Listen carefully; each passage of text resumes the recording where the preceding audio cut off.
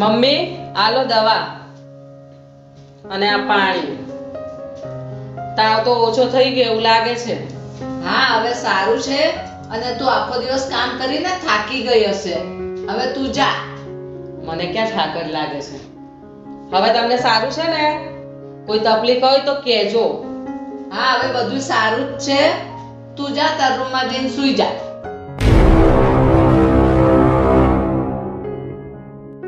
અરે મારી વહુ કેટલી સારી છે, મને કેટલો પ્રેમ કરે છે.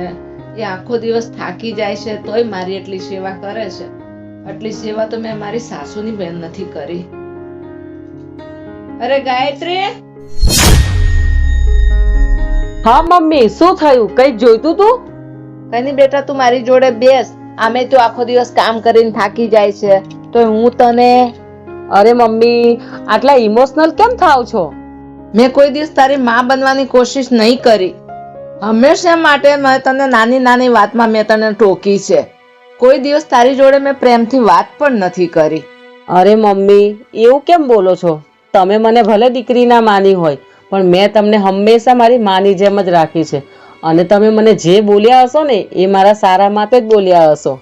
અને તમે છો ને તો જ આ ઘર જેવું લાગે છે. મેં તારી જોડે અન્યાય કર્યો છે. તારી જગ્યાએ હું હોત ને તો એટલી હું સેવા ન કરી એકત. તું આ ઘરની લક્ષ્મી છે બેટા, તું મને માફ કરી દેજે. માફી?